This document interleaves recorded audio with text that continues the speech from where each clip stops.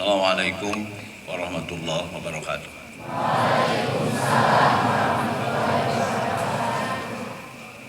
Alhamdulillahil azizil alim, ghafiril dhanbi wa qabilit tawbi syadidil iqabi littawli la ilaha illa huwa ilaihil masir.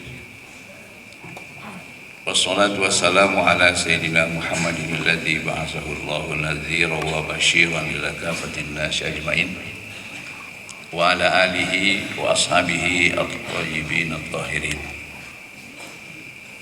Yang Bapak hormati para wakil pimpinan pesantren, para guru,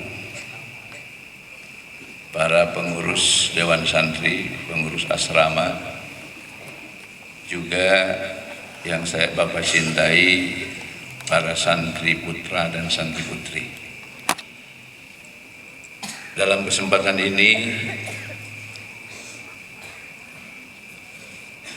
Bapak ingin menyampaikan dari lubuk hati yang sangat dalam rasa terima kasih. Situasi akhir-akhir ini yang membuat Bapak selaku pimpinan merasa gembira, yaitu gabungan dari ketulusan, ketekunan para guru dalam mengajar, para pengurus dalam melakukan tugas, baik dewan santri, para pengurus asrama, juga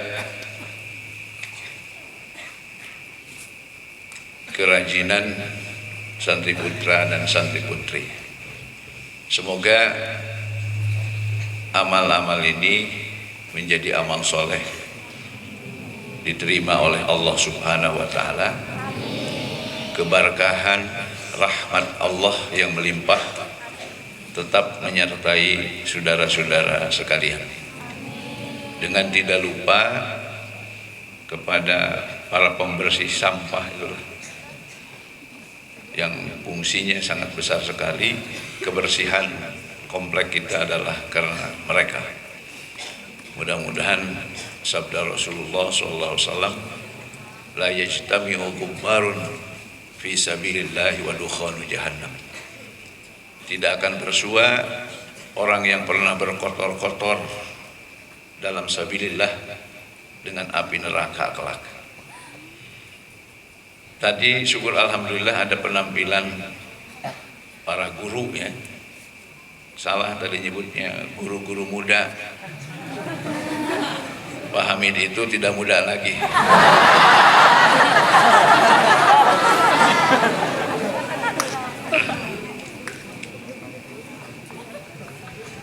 Itu menandakan pertama rasa cinta mereka terhadap Rasulnya, Rasulullah Sallallahu Alaihi Wasallam. Kedua, karena tidak mau ketinggalan dengan para santri dalam rangka merayakan Maulid Nabi dan Isra Mi'raj Rasulullah Sallallahu Alaihi Wasallam. Ketiga, bisa ditafsirkan betapa kemesraan para guru-guru kita bersama istrinya.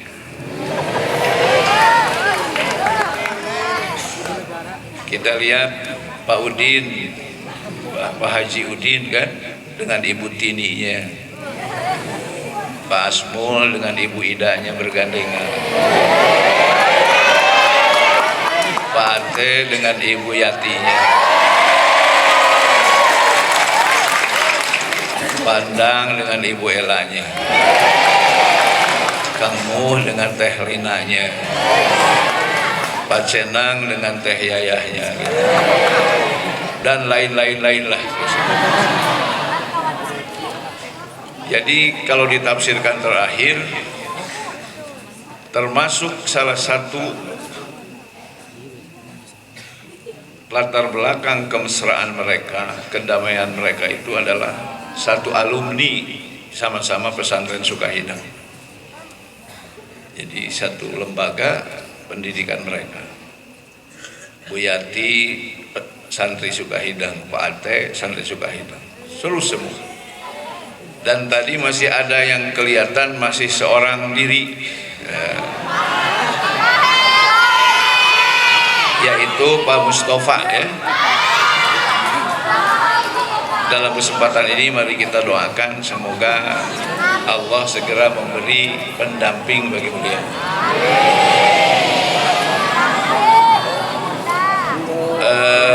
Anak-anak yang Bapak cintai,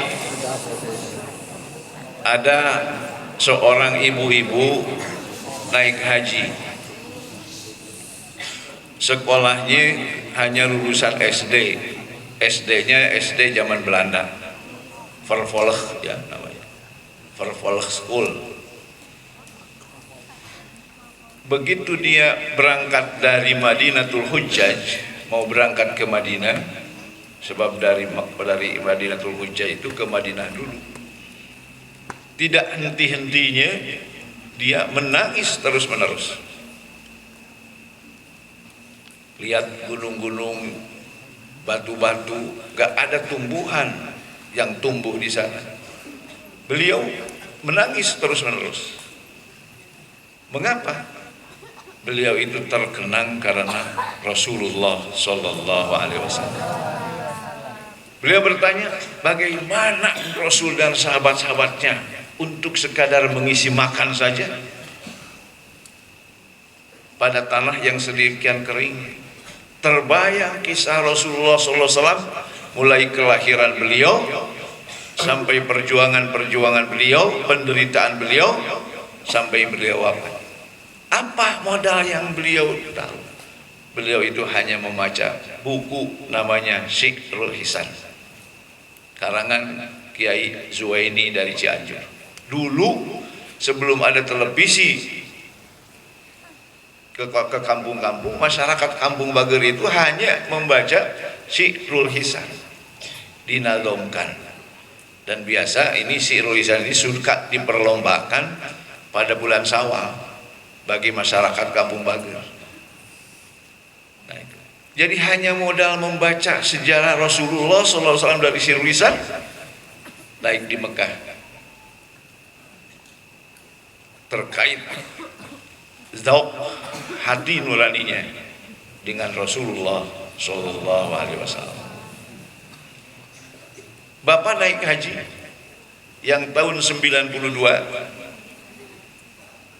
kata guru Bapak Profesor Musaddad Fuad, Bapak titip salam untuk Rasulullah Sallallahu Alaihi Wasallam. Pada saat berdiri di hadapan makom Rasulullah Sallallahu Alaihi Wasallam, gak bisa lisan mengatakan guru saya, gak bisa. Mengapa? Perasaan malu seperti yang bet-bet tadi oleh Pujadi bacakan. Mengapa demikian? Berbagai pengetahuan, berbagai pengalaman tentang Rasulullah pada saat itu tertumbuh. Hanya di hatilah bahwa guru saya Profesor Musaddad menyampaikan. Saya ceritakan hal itu kepada paman saya, Allah yarham, Pak Kiai Syihabuddin Muhsin. Man, ada titipan dari Pak Musaddad, saya tidak bisa menyampaikan. Nah, paman naik haji ke sana. Setelah paman pulang naik haji, beliau berkata, memang gak bisa ngomong apapun di hadapan Rasulullah SAW. Bahkan kata beliau, pada saat mau pulang meninggalkan Madinah, karena ke Mekah dulu, rangkut terakhir di Madinah, tidak mampu untuk membelakangi makom Rasulullah SAW. Jadi mundur saja. Dan hampir tertinggal oleh jamaah. Ditunggu oleh rombongan yang mau pulang ke Madinatul Hujjaj. Beliau masih terus di hadapan Rasulullah karena rindu. Apa bekal bapak? Apa bekal paman? Itu karena pengetahuan sedikit banyak. Pertama dari Syikrul Hisan, kemudian dari buku-buku yang lain. Terutama buku-buku yang bukan sifatnya tidak sejarah tapi biografi. Kalau sejarah hanya hitam putih kadang-kadang, kalau biografi ada sentuhan atifah kepada perasaan. Anak-anak, ada teman Bapak namanya Profesor Ahmad Damsir, pulang membimbing haji. Fuad, banyak jemaah saya yang mengatakan, lihat jemaah-jemaah lain pada nangis, mengapa kami tidak, katanya. Ada beberapa jemaah, nanti pada haji lain kesempatan saya mau ikut dengan rombongan yang lain, saya rindu menginginkan mau nangis seperti yang tadi.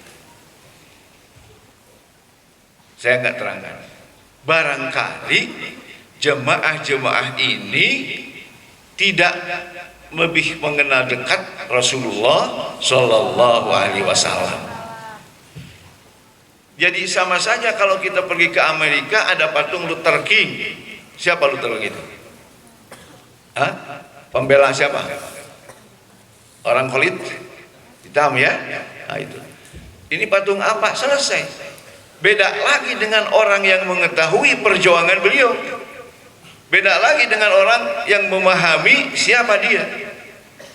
Nah, orang-orang yang sangat kosong, tidak dibekali dengan pengetahuan tentang Rasulullah SAW, bagaimana masa kecilnya, bagaimana perjuangannya, bagaimana derita yang diderita oleh beliau.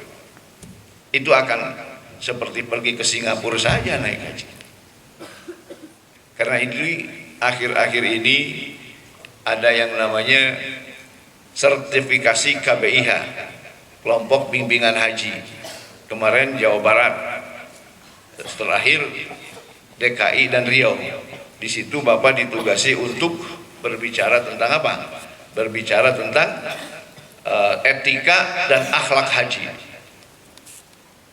Dimanapun Bapak bicara haji, setiap ibadah harus didekati dengan iman, Islam, ihsan. Tapi katakan Bapak bahwa haji itu harus ditambah, yaitu dengan historis sejarah Rasulullah Shallallahu Alaihi Wasallam.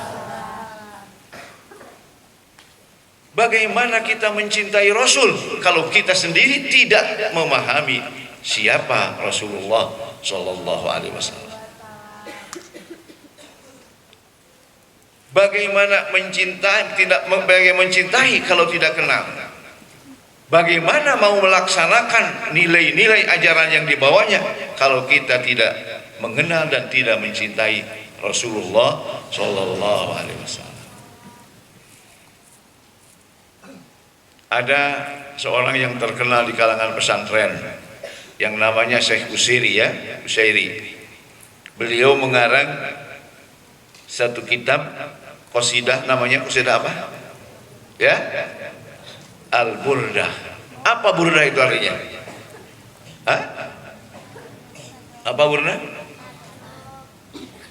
Burdah baju salur ya, bergaris-garis ya. Ini satu keanehan. Di dalamnya tidak ada satupun kata burdah. Di dalamnya tidak ada mensifati burdah, tapi nama judul qasidah beliau dinamai Al-Burdah. Biasanya kalau penyair bikin judul sesuai dengan kandungan yang ada di dalamnya. Contohnya Elia Abu Madi mau berbicara bahwa sekecil apapun manusia paling berpunci, maka beliau di atasnya judulnya Al-Hajarus Shaghir, batu kecil. Kemudian Ibrahim Naji berbicara apa? Beliau mengatakan bahwa mengadu kepada manusia tidak ada yang mau nerima, maka pergilah ke laut, mengadu ke hadapan laut. Ternyata laut pun tidak mau mendengarkan pengaduannya. Sebab apa? Laut besar, laut megah, saya orang kecil. Beliau tulis dengan judul Khawatirul Ghurub, bisikan hati pada saat tergenang matahari. Ada di dalamnya orang itu. Tapi Usairi ini tidak. Padahal di dalamnya hanya tentang rindu rendam kepada Rasulullah Shallallahu Alaihi Wasallam. Siapa yang hafal syairnya satu bait saja? Ada? Ada? Masa nggak ada? Laulal hawa lam apa? Turik daman ala tolali apa nggak? Wala arikta li dzikril bani wal alami. Itu beliau rindu dendam cinta kepada Rasulullah Sallallahu Alaihi Wasallam. Lewat di Madinah menangis, lewat di Mekah menangis peninggalan Rasulullah Sallallahu Alaihi Wasallam. Karena rindu dendam cinta kepada Rasulullah, dan kebetulan beliau punya penyakit sakit mata, benar-benar datang mukjizat dari Rasulullah Sallallahu Alaihi Wasallam, syafaat Rasulullah Sallallahu Alaihi Wasallam. Beliau bermimpi dinaungi oleh baju salur oleh Rasulullah Sallallahu Alaihi Wasallam, dan pada saat itu pula Syekh Busuri bisa melihat kembali karena rindu dendam cinta kepada Rasulullah Sallallahu Alaihi Wasallam.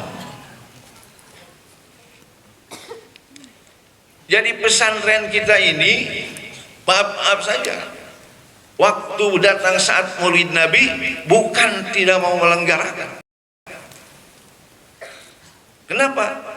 Ini bapak-bapak guru ini sudah latihannya berbulan-bulan. Bajunya juga sudah ganti berapa kali ini. Tapi apa? Tapi karena hujan sebagai barokah rahmat dari Allah yang terus menerus di ujung. Jadi jangan ada simpulan sendiri bahwa karena tidak ada nas, aduh sudah gagah-gagahan ngomong begitu. Anak aliyah, anak semacam SL ngomong begitu, karena tidak ada nas maka di Sukahideng tidak ada Maulid Nabi. Kok mengatasnamakan Sukahideng sekali, sombong sekali. Jadi dengan memperingati ini mudah-mudahan apa? Kita lebih apa? Mengenal Rasulullah Shallallahu Alaihi Wasallam, cinta, dan sedikit banyak bisa mengamalkan nilai-nilai yang diajarkan oleh Rasulullah Shallallahu Alaihi Wasallam.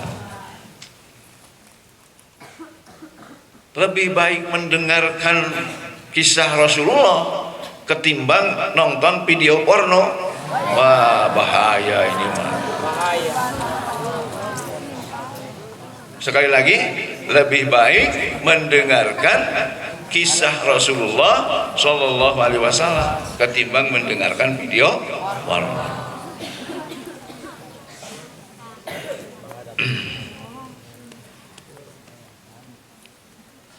Itu. Jadi lebih banyaklah mendengar tentang kisah-kisah Rasulullah Sallallahu Alaihi Wasallam, sirah Rasulullah Sallallahu Alaihi Wasallam.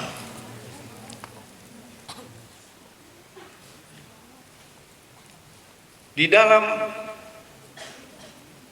buku modern bahasa Arab, buku modern tulisan bahasa Arab modern, ada kata-kata begini: in tablug dzarwatan fil khatabah fa anta dimustin. Kalau engkau sampai puncak kehebatan dalam berpidato, maka engkau adalah dimustin. Siapa dimustin itu? Dimustin itu adalah seorang ahli pidato, lahirnya tahun 348 sebelum Masehi, orang Yunani. Itu secara legendaris terkenal, namanya Dimustin. Nah, kalau salah seorang kita di sini paling hebat berpidato, maka Anda sampai ke taraf siapa? Dimustin, yang lahir dari di Yunani pada 348 sebelum Masehi.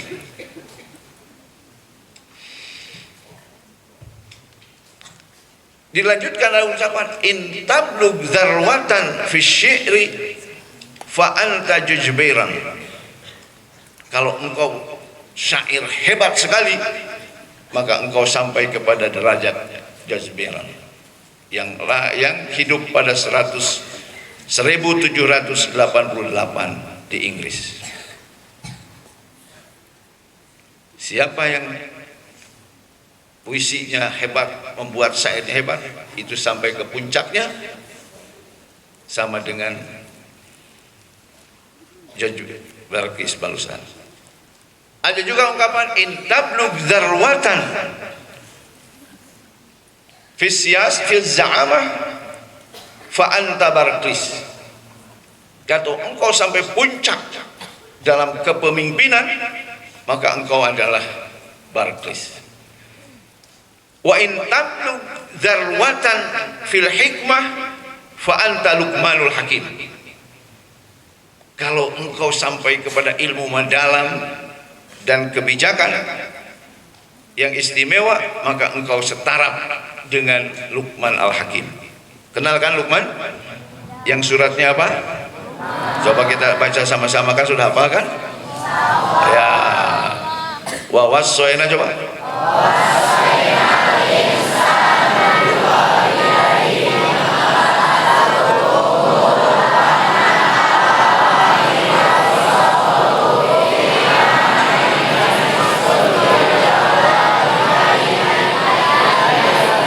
Sudah, dan seterusnya ya, dan seterusnya.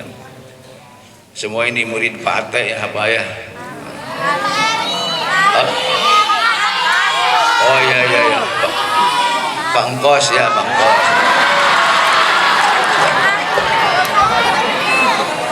Jadi kalau Anda sampai ke hikmah, ilmu mendalam, kebijakan yang hebat, Anda setara dengan Luqman. Wa in tablugh dzarwatan fi fulunil harbi fa anta Napoleon. Kalau Anda sampai puncak dalam teknik seni berperang, maka Anda adalah Napoleon. Pernah mendengar kata Napoleon? Orang mana? Masa orang Sodom? Kang Joni orang Sodom sama Kang Joni. Orang mana? Orang mana? Orang mana? Orang Prancis. Hebat perangnya sampai menguasai Mesir.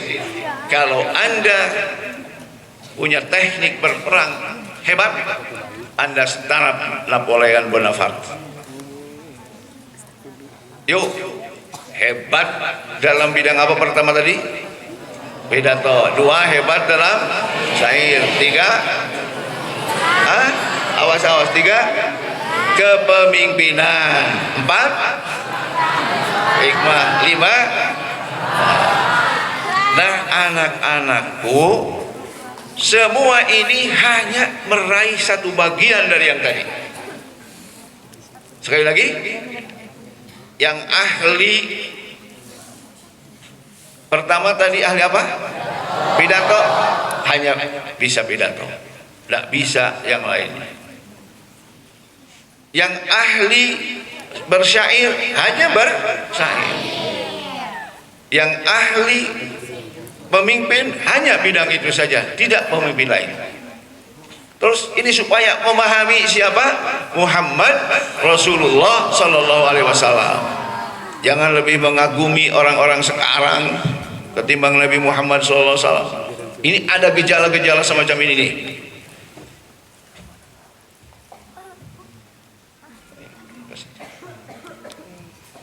Yuk, yang tadi itu hanya hebat dalam apa? Satu bagian. Ulangi lagi. Hebat, pidato. Hebat, hebat, hebat. Terus itu hanya itu bagian satu. Tidak ada yang memiliki semuanya. Tapi siapa Nabi kita Muhammad Sallallahu Alaihi Wasallam?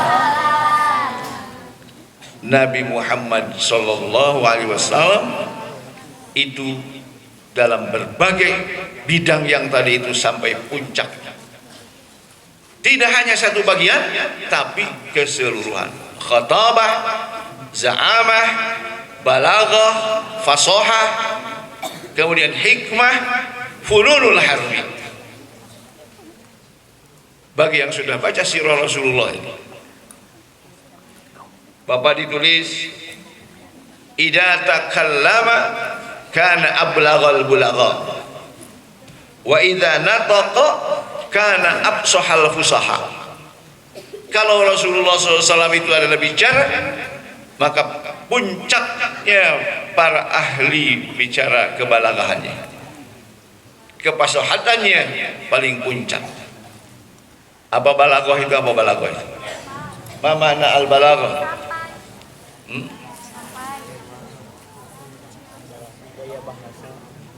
Mana murid pandang mutawasid loh? Ayo mana? Mahiyal balaghah. Kan ada kalam balik, ada mutakalim balik, ada kalimah balighah, enggak ada? Murid Pak Asmul. Jadi bicara itu selalu sesuai dengan tuntutan keadaan. Coba perhatikan ini kata-kata Rasulullah SAW.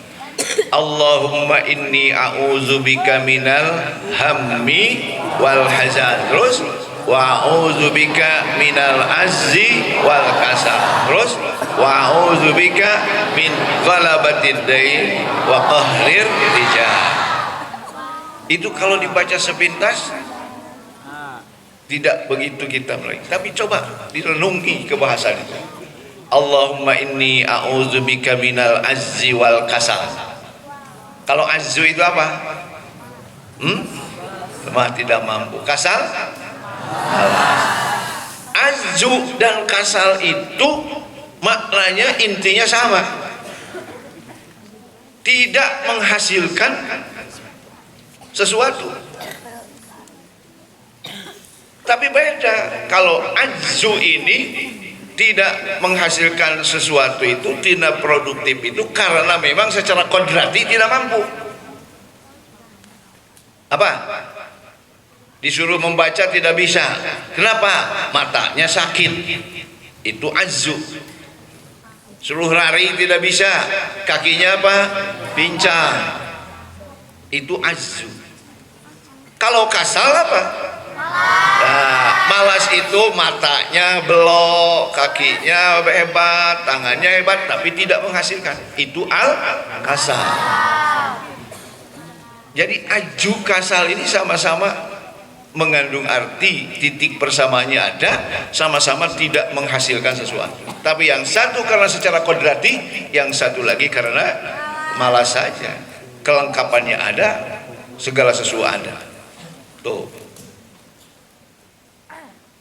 Terus kedua, wa a'udzubika minal hammi wal hazan. Kalau ham itu apa? Bingung. Hazan intinya sama-sama. Kalau ham adalah karena masalah-masalah yang akan datang, kalau huzn masalah yang sudah lalu. Sedih karena yang lalu, bingung menghadapi masa ke depan. Itu intinya sama. Golabatid dain wa qahli rijal. Golabatid dain itu apa? Diliput hutang. Wa qahri rijal. Dan di bawah tekanan orang, paksaan orang. Golabatid dain itu hutang yang melimpah-limpah menumpuk pada kita karena kurang perhitungan kita, karena diri sendiri itu. Tapi qahri rijal bukan karena kita, tapi orang lain yang bertindak kepada diri kita. Luar biasa itu. Hanya sekedar satu bagian dari kata-kata Rasulullah sallallahu alaihi wasallam. Ad-dhaif amirur raqbi, kata Rasulullah. Aneh. Biasanya kalau pimpinan itu harus apa? Kuat, kokoh, berani, ya. Tapi ini kata Rasulullah, orang lemah itu harus jadi pimpinan dalam perjalanan. Siapa yang bisa mengartikan artinya? Yuk. ad-dhaif, orang lemah, amirul rakbi, jadi pimpinan dalam rombongan perjalanan. Ayo siapa ya? Yang bisa? Masa ini ad-dhaif, amirul apa? Ayo, mana mutawasit itu ada sih. Mana mutawasit? Kasih hadiah pokoknya yang mau berani ke depan, yuk. Ke depan. Ya? Kasih hadiah. Ya, selamat, alhamdulillah ya. Hadiahnya selamat.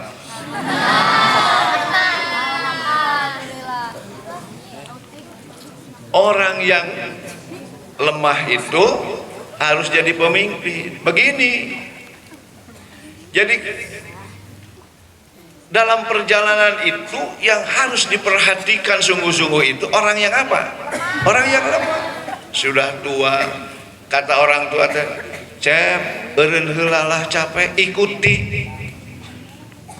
Jangan semacam perkasanya Pak Ate yang harus mimpin berangkat terus ya, tidak. Ya semacam Pak Haji Udin lah yang harus diperhatikan itu. Karena sudah sepuh ya, perhatikan itu Haji Udin. Atau jangan karena Pak Mamat suka naik sepeda tiap hari kuat, jadi pimpinan, ayo berangkat terus, tidak. Bagaimana Pak, mau berangkat enggak? Dengan ungkapan jawamiul kalim, kalimat-kalimat yang singkat padat tapi mengandung makna yang banyak sekali. Itu Rasulullah Shallallahu Alaihi Wasallam memimpin perang hebat. Bagaimana pimpinan Rasulullah SAW perang Badar, perang Uhud yang kalah kaum muslimin karena tidak taat pimpinan. Kalau mengikuti anjuran Rasulullah SAW, dipasang 50 orang rumat penembak, nggak berani musuh-musuh. Tapi karena yang 50 ini tidak menyalahi perintah Rasulullah, turun gunung, maka terjadilah Khalid bin Walid, panglima yang cerdas, memutar kudanya menyerang dari belakang. Tapi dengan yang ada 50 itu luar biasa. Kemudian dengan isyarat Salman Al-Farisi bikin khandak di Madinah. Cuman sayang, Gunung Rumat ini, Uhud itu, kebiasaan orang Saudi sekarang ini membabat nilai-nilai historis itu. Jadi hampir tidak tampak lagi mana Gunung Rumat itu, penembak-penembak itu. Nah sekarang Bapak kesempatan ini tidak mungkin banyak mengungkapkan. Coba bagaimana Rasulullah SAW menghadapi anak kecil. Anak kecil itu di kita ini semacam si Hawari gitu ya, atau anak dadang itu siapa? Si Adel ya, hah? Atau Abuy, nah gitu.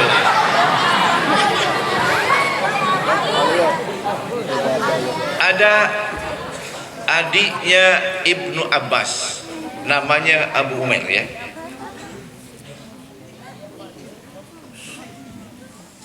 Dia itu suka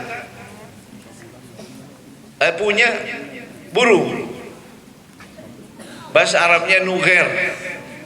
Kita mah burung pipit lah semacam kita. Rasul lewat main-mainkan burung pipit anak itu.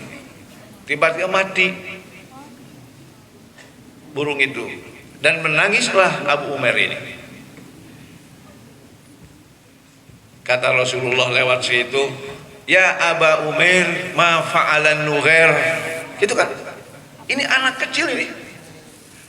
Diselus-elus Rasulullah, "Abu Umair, bagaimana keadaan burung pipit itu?" Bayangkan Rasulullah SAW sebagai Nabi dan Rasul, sebagai panglima tertinggi angkatan bersenjata, sebagai kepala pemerintahan, sebagai kepala negara, masih mau berbasa-basi dengan anak kecil, adiknya Ibnu Abbas. Nah tolong, kalau mau sedikit-dikit mengikuti Rasulullah SAW, inilah cerminan Rasulullah Shallallahu Alaihi Wasallam. Jangan kalau yang punya pangkat berbasa-basi gitu kan, tapi kepada anak yang kecil tidak mempedulikannya. Dari hadis inilah, nggak usah dibicarakan di sini, berkembang. Abu Umair itu kan anak kecil. Apakah boleh pakai kata panggilan Abu bagi anak, bagi seseorang yang belum punya anak? Di sini apa namanya? Sama namanya siapa?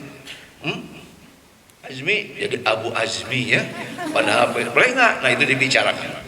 Kedua, kok ada anak burung padahal di tanah suci? Nah ini bicarakan di tempat kesempatan lain lah oleh bapak guru-guru ini. Mainkan burung padahal di tanah apa? Tanah suci. Ini dibicarakan oleh para ulama. Burungnya itu apakah burung hasil buruan atau bagaimana? Itu dibicarakan. Nah ini. Sehingga dari gambaran Rasulullah SAW ini ada seorang syekh namanya Syekh Uraifi.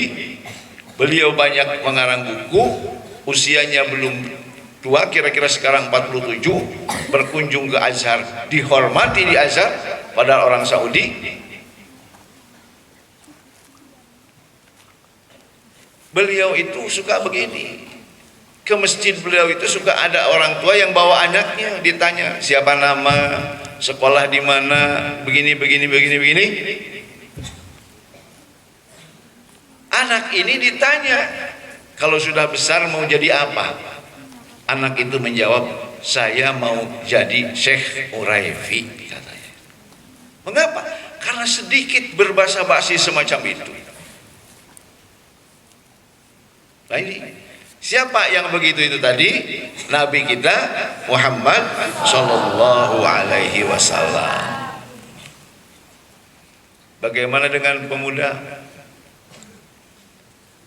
Kepada Ibnu Abbas, ya gulam, u'allimuka kalimatin. Yang sudah hafal semuanya, ihfadillah yahfadka, dan seterusnya. Panggilan ya gulam. Kemudian u'allimuka kalimatin, saya akan mengajarimu beberapa kalimat-kalimat ini. Itu akan menarik perhatian. Kalau kepada Abu Dzar, kepada Mu'ad, ya Mu'ad, wallahi inni la uhibbuka, inni la uhibbuka. Mu'ad, demi Allah saya cinta kepadamu, saya cinta kepadamu. Jangan tinggalkan setelah sholat itu, Allahumma inni ala zikrika wa husni ibadatika. Kata-katanya begitu Rasulullah SAW. Ini kurang cocok sekali. Baru beberapa bacaan sedikit, tingkah laku sudah rubah. Jangankan kepada yang di bawah, malah kepada sesama, malah kepada yang lebih atas juga sudah memperlihatkan gejala-gejala tidak rasa hormat. Apa itu yang dinamakan pengikut Rasulullah SAW? Rasul itu kepada anak kecil, kepada pemuda itu sangat menghatikan. Kemudian Rasulullah SAW itu sangat memperhatikan psikologis, kejiwaan umat. Malik bin Khuwairis bersama rombongannya belajar di Madinah. Sudah 21 hari Rasulullah melihat, pasti 21 hari. Pak Mamat guru kita juga kan rindu kepada istrinya, paling lama seminggu sekali pulang. Ini sudah 21 hari. Rasulullah memahami ini. Wah, ini pasti yang sedang belajar di Madinah ini sudah rindu kepada keluarganya. Kata Rasulullah, silakan kamu kembali pulang, tinggal di sana. Kalau sudah datang waktu sholat, qomatlah, imamilah oleh orang yang paling tua di antara kalian. Mengapa nyuruh pulang Rasulullah? Karena Rasulullah Shallallahu Alaihi Wasallam memahami secara psikologis bahwa orang-orang ini adalah sudah rindu kepada keluarganya. Tidak itu saja, ada seorang sahabat yang namanya Julaibib, ya. Itu sudah usianya tua, tapi belum punya istri. Nah, ini Rasulullah sebagai pemimpin memperhatikan hal yang sekecil itu. Julaibib itu adalah seorang sahabat yang sudah berusia tua, tapi belum punya istri. Maka oleh Rasulullah SAW diutus sahabat beliau untuk meminang seorang wanita di Madinah. Datanglah sahabat itu ke rumah itu. Kata bapaknya gadis ini, nantilah saya mau bicara dulu dengan istri saya tentang menerima atau ditolak. Biasa ibunya suka galak gitu. Kata ibunya bagaimana? Si fulan berapa? Nah, si fulan saya tolak, si fulan saya tolak, si fulan saya tolak. Udah 3. Yang mendingan ini si Julaibib malah diterima. Nah, si gadis itu keluar dari kamarnya, atarudduna Rasulullah sallallahu alaihi wasallam angkihu. Apakah kalian menolak keputusan Rasul? Tadi Rasul mau meminang kan? Nah, oleh ibunya dan bapaknya tidak diterima, tapi anaknya. Apakah kalian menolak perintah Rasul? Satu, yang perhatikan di sini, jadi Rasulullah Shallallahu Alaihi Wasallam sangat besar perhatian. Ini yang sedikit banyak harus kita apa? Tiru dan ikuti. Kalau tadi kata apa? Kata puisi yang dibaca puja-puji oleh puja tadi kan, kami ini hanya mementingkan tampilan-tampilan dengan jenggot terurai panjang, dengan celana di atas betis, kalau di atas apa, mata kaki, tampilan luar. Tapi pada saat ketemu dengan orang tidak ada ramah tamah, tidak ada persaudaraan. Karena mengapa? Karena merasa bahwa dialah yang paling pemilik surga di antara kita. Apa begitu Rasulullah? Satu peperangan Rasulullah menyuruh mengumpulkan. Coba kumpulkan siapa yang meninggal, dikumpulkan. Rasulullah mengatakan ini masih ada yang kurang sahabat kita. Yang hidup ini, tapi yang meninggal ini ada yang kurang kata Rasulullah. Coba cari. Ternyata yang di hati Rasulullah itu menanyakan Julaibib tadi.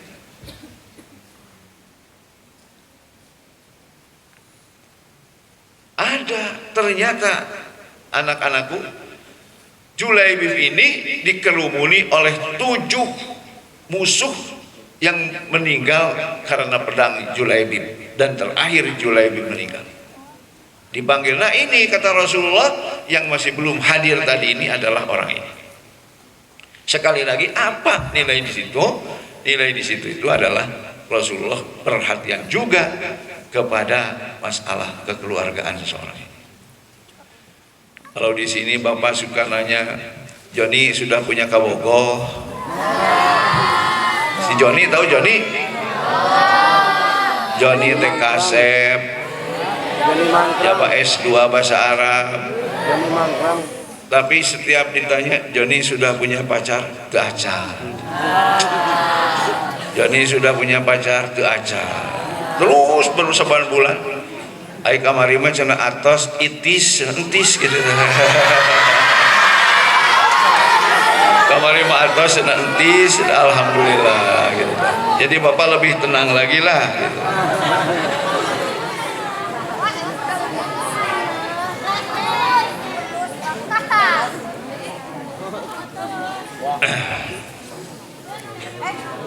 Itulah sedikit-sedikit lah kita tanamkan. Kemudian kenang kisah Ibnu Mas'ud kan. Habis peperangan Ibnu Mas'ud itu mau pulang duluan.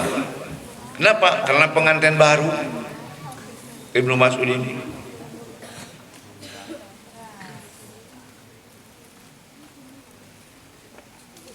Duluan. Nah, tapi katanya terkejar, ditabraklah oleh kuda Rasulullah SAW. Di sini Ibnu Mas'ud saya mengatakan ini satu kemukjizatan Rasulullah, kata Ibnu Mas'ud. Kenapa tergesa-gesa pulang? Kata Ibnu Mas'ud, saya masih pengantin baru Rasulullah SAW. Istrinya perawan atau janda? Janda Rasulullah. Nah ini Rasul tidak berhenti di situ, tapi memperhatikan sahabatnya untuk berkeluarga. Nasihat keluar. Halla bikron tulaibuha wa tudai. Tulaibuha wa tudaibuka. Kenapa tidak perawan aja? Yang engkau bermesraan dengannya dan dia bermesraan dengan. Kemana si piong tu cina piong mereka para rana atau cina terjadinya lebih. Itulah, ini hanya setetes dari lautan yang luas tentang sifat-sifat Rasulullah Shallallahu Alaihi Wasallam. Kemudian yang Bapak ingin tekankan dalam kesempatan ini ada peribahasa Arab, anta mataqra'u wa tasma'u. Siapa engkau itu? Engkau itu adalah yang engkau baca dan engkau dengar. Artinya nilai seseorang itu apa yang dia baca dan apa yang dia dengar. Kalau lebih banyak bacaannya, lebih banyak ilmu masukan yang didapatnya. Banyak yang didengarnya akan lebih banyak sesuatu yang bisa jadi bekal baginya. Yang sedikit akan jadi sedikit. Tapi hati-hati. Hati-hati ini. Yang suka buku-buku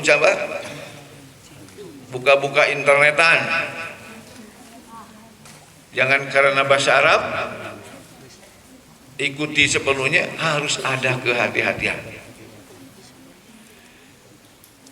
Ada tulisan modern tentang Nabi Muhammad Sallallahu Alaihi Wasallam. Kamu sekalian suka tahu artinya? A'udzubillahi minasyaitonirrajim. Dia menulis di dalam bukunya itu, Kul innama ana basyarum mislukum. Jangan segitu saja.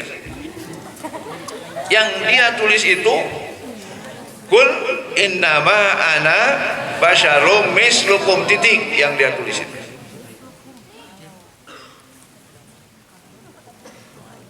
Jadi katakanlah olehmu Muhammad bahwa saya ini adalah manusia seperti kamu. Titik, di situ dia tulis. Apa maksudnya? Jadi supaya dipahami bahwa sama saja Muhammad itu sebagai manusia biasa. Dengan dalil Quran, Kul innama ana basyarum mislukum. Disebutkan dari Muhammad itu muslih. Muslih itu adalah orang yang berjuang untuk membereskan masyarakatnya yang tertindas. Selesai saja di situ puisi Muhammad itu. Kul innama ana basyarum mislukum. Seperti Che Guevara dan lain sebagainya, Gandhi dan lain sebagainya. Selesai. Padahal di Quran itu ada lanjutnya, Kul innama ana basyarum mislukum yuha ilayya. Diwahyukan kepada kami. Jadi kalau disimpulkan, huwa misluna wa laisa mislana. Muhammad itu seperti kita, tapi tidak seperti kita persis. Apa? Seperti kita, titik, kepada manusia, punya sifat-sifat kemanusiaan, tapi bukan seperti kita, karena Nabi Muhammad SAW itu adalah apa? Diberi wahyu oleh Allah Subhanahu wa Ta'ala. Ini yang bedanya. Jadi hati-hatilah kalau yang rajin baca-baca itu, tidak semua buku-buku itu adalah buku-buku keluar dari hati nurani yang bersih dari penulisnya, tapi adalah kadang-kadang ada penyimpangan-penyimpangan yang membahayakan. Kalau Anda baca Al-Akhlaq Indal Ghazali, Dr. Zaki Mubarak pasti akan menyerang Ihya. Kalau perputusannya sampai di situ. Al-Akhlaq Indal Ghazali yang dihantam itu adalah bab tawakal habis-habisan. Tapi kalau kita wawasannya lebih luas lagi akan tahu bahwa Zaki Mubarak itu setelah sekian lama maka dia itu rujuk dari pendapatnya. Memang saya keliru katanya mengkritisi Ghazali itu. Memang secara akhlak harus apa yang dikatakan Ghazali, secara spiritual apa yang dikatakan Ghazali. Nah, kalau tidak dibaca kelanjutannya, pasti Anda ini akan berhenti di situ. Akan mengatakan bahwa Ghazali begini. Atau Anda membaca buku-buku Thaha Hussein. Pertama yang beliau kritiki adalah Asy-Syi'rul Jahili, yang biasa kita kaji di fakultas-fakultas sastra atau di jurusan bahasa Arab, syair-syair jahili atau di kitab-kitab contoh-contoh di kitab di pesantren. Dia mengatakan bahwa syair jahili ini katanya tidak aslilah dibikin pada masa Abbasiyah. Tuh. Atau sampai mengatakan seperti yang kita katakan sekarang lah, ada sekarang musim-musim sekarang ini GLBT apa ya? Hah? Ya, itu dikatakan bahwa Lut ini adalah kisah dari Taurat, Quran begini-begini. Thaha Hussein mengatakan bahwa Ibrahim dan Ismail itu tidak bisa dipertanggungjawabkan kebenarannya secara historis. Orangnya orang buta, Hussein itu. Kalau berhenti di situ bisa saja Anda terpengaruhi. Tapi pada akhir hayatnya dia tobat menulis surat ke Syekh Azhar. Tapi jawaban Syekh Azhar bagaimana? Al-ana wa qad asayta qablu. Sekarang kamu bertobat, padahal sebelum ini kamu berdosa. Seperti jawaban Allah kepada Fir'aun. Kata Fir'aun bagaimana? Amantu bi Rabbi Musa. Jawab Allah, al-ana wa qad asayta qablu. Tidak diterima. Nah, jadi para pengrajin yang suka membaca buku-buku, hati-hati. Konsultasikan kepada guru-guru kita yang ada di pesantren ini. Kalau istilah sekarang ini Zaki Mubarak mengkritisi itulah, maklum masa muda ingin cari sensasi. Khalib tuzkar, sedikit berbeda dengan orang supaya jadi terkenal. Ini hati-hati nih, anak-anak aliyah terutama ya, atau yang sudah SLA, rajin membaca, tapi hati-hati harus ada tapisan apa yang dibaca oleh Anda ini.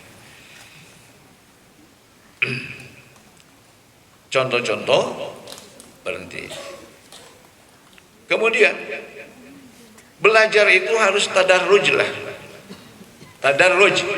Apa tadarruj itu? Bertahap. Di pesantren kita ini dan di pesantren-pesantren yang lain, dalam akidah ini adalah akidah Ahlus Sunnah wal Jamaah. Itu. Bagaimana kita mempelajari ini? Pelajari sajalah usul Ahli Sunnah wal Jamaah. Prinsip-prinsip Ahlus Sunnah wal Jamaah. Pahami ini. Jangan usul Ahli Sunnah wal Jamaah belum begitu mendalam, sudah al-firaq Islamiyah sendiri dipelajari, dipahami. Itu akan berbahaya. Jadi at-tadarruj. Kalau istilah ta'lim muta'alim, begini istilah ta'lim muta'alimah, bagi para pemula cukuplah dengan kitab-kitab matan. Padahal di situ itu maknanya dalam sekali. Artinya ada prinsip tadarruj bertahap, dari yang mudah kepada yang sukar, dari yang konkret kepada yang abstrak, dari yang sederhana kepada yang lebih jelimet lagi. Minal basit ilal murakkab. Jadi cara belajar ini hati-hati. Nantinya akan kebingungan-kebingungan. Semacam belajar fikih juga, itu adanya muqaranatul mazahib, perbandingan madhab itu bukan di tingkat mubtadiin, tapi di tingkatan yang lebih rendah. Apalagi al-firaq al-islamiyah. Ini kepada para pembina harus diperhatikan. Al-firaq al-islamiyah, jangan sunnahnya belum begitu dipahami, sudah dimasuki bab-bab yang lain. Dan harus selesai. Teringat waktu masih kuliah ya, program kuliah, ada peserta baru terlambat datangnya, pas datangnya itu sedang tampilan sedang pembahasan Mu'tazilah. Kata dosennya itu, kalau Mu'tazilah ini air putih, kita berdoa supaya jadi sirup, tidak akan jadi, karena bertentangan dengan sunnatullah, gitu katanya. Hari teman yang satu ini mendengar begitu selesai. Padahal kalau dipahami, guru kita ini bicara sunni persis sunni. Kalau menerangkan Mu'tazilah, sia-sia, tidak selesai. Tapi nanti pada semester berikutnya Pak bicara tasawuf, luar biasa. Luar biasa. Pada saat itu Bapak masih ingat, Bapak dikasih makalah tentang makom dan hal dalam tasawuf itu. Dalam diskusi ada yang bertanya, bagaimana kalau ada yang sholat Jumatannya di Mekah? Itu sholat Jumatan di Mekah, yaitu bicara tentang hal. Kalau makom ini adalah stasiun yang harus ditempuh. Kalau hal itu adalah mauhib, pemberian Allah. Makom sifatnya tetap, kalau hal kadang-kadang terjadi. Bapak muqaddimahi dengan peristiwa Umar bisa melihat nahawan, Abu Bakar makanannya bisa bertambah-tambah cukup untuk banyak orang, padahal untuk sedikit orang tadinya, dan lain sebagainya. Utsman, Ibnu Abbas masuk, ini bau-bau mata yang pernah zina. Memang Ibnu Abbas di luar tadi melihat wanita. Dijelaskan dulu. Nah, kata Bapak, kalau berangkatnya jam 11, jam 1 sudah pulang, kita harus curiga. Sebab apa? Sebab di Mekah itu kan belum sholat Jumat. Sholat Jumatnya itu jam berapa di kita? Jam 5 di kita. Saya bilang barangkali itu ngumpet di pelabuhan rumahnya. Ya bayangkan, jam 11 hilang, jam 1 sudah apa? Pulang lagi. Kan di Mekah belum ada Jumatan. Jumatan di Mekah itu baru mulai jam 4 atau jam 5 sore. Bapak bilang barangkali itu ngumpet. Nah, mungkin oleh dosen Bapak ini kurang dengar. Seakan-akan Bapak menentang adanya karomat, adanya begitu. Padahal tadi udah dimuqaddimahan oleh Abu Bakar, Umar, Utsman dan lain sebagainya. Kata beliau, baiklah, siapa yang mau membohong, berani menganggap bohong kepada As'ad Syamsul Arifin, katanya. Beliau sering ketemu dengan orang-orang di Mekah. Gitu. Nah ini, jadi tadi tidak selesai, hanya berhenti pada sedang berbicara tentang apa? Mu'tazilah. Tapi akhirnya ke tasawuf beda lagi. Sekali lagi, hati-hati terutama bagi siswa siswa yang cerdas, yang rajin mengembara dalam internet atau dalam buku-buku baca banyak, hati-hati. Buku pergaulan bisa menjelaskan. Kemudian senioritas Anda juga perhatikan. Yang lebih senior mau mengarahkan kemana-kemana, hati-hati. Kita harus bebas merdeka, hurriyah. Nggak ada yang hurriyah mutlak. Kalau mendengar arahan-arahan atau apa, indoktrinasi dari yang lebih senior dari Anda, perhatikan, lihat dulu sejauh mana dia keberhasilan dalam bidang keilmuan. Tanya dulu sejauh mana dia keberhasilan dalam hidup dan kehidupan. Jangan hanya bisa ngomong saja kepada orang. Itu hati-hati itu akan orang. Dan bidang keilmuan, ingat di pesantren ini konsep Al-Ghazali tentang ilmu. Ada ilmu yang muktasab, kemudian ada mulham. Kita cari kedua-duanya, dekati kedua-duanya ini. Wa may yattaqillah yaj'al lahu ittaqullah wa yu'allimukumullah. Takwalah kepada Allah, Allah akan mengajari kamu. Ini mendekati itu.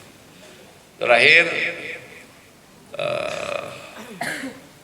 ada laporan dari asrama bahwa masih banyak santri-santri Sukahidung ini yang lisannya kurang bagus. Kata-katanya kalau ngomong seperti ngomong di terminal. Cobalah mulai sekarang hentikan bicara, berperilaku, punya niat sebagaimana dibimbingkan di pesantren. Suluk, perilaku, niat, nawaya harus diperhatikan. Jauhilah omongan-omongan yang tidak baik. Nggak usah begitu-begitu. Kita ini dengan jadi santri ini sudah menarik. Biarkan orang-orang yang di terminal di mana itu menarik mereka dengan ungkapan-ungkapan yang tidak baik. Kedua, bahwa masih banyak pencurian-pencurian. Masih ada kehilangan-kehilangan. Coba hentikan. Begitu. Beranilah bertindak karena baik. Hindarilah hal-hal yang tidak baik.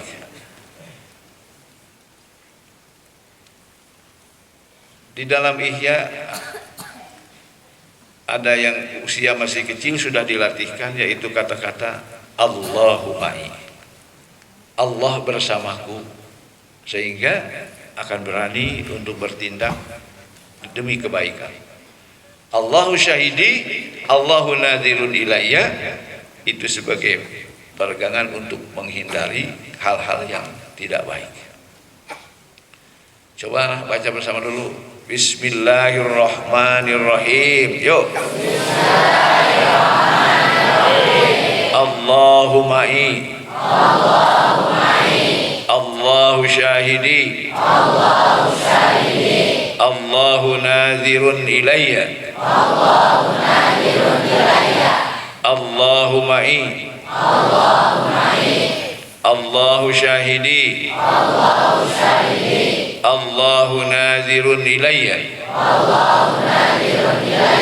Nah, diresapi kata-kata itu, bicara baik, jangan berani mengambil harta orang lain, tidak akan barokah. Sesuatu yang darah daging timbul dari barang yang haram, neraka lebih berhak. Akan menimbulkan omongan, perbuatan yang menjurus kepada hal-hal yang tidak baik. Inilah sebagai kodok dari apa? Maulid Nabi Muhammad Sallallahu Alaihi Wasallam dengan Isra Mi'raj. Tidak langsung berbicara tentang Isra Mi'raj dan lain sebagainya, hanya setitik dari lautan yang maha luas dari kehidupan Muhammad Sallallahu Alaihi Wasallam. Apa yang membedakan? Innaka la'ala khuluqin adzim. Artinya apa? Sesungguhnya engkau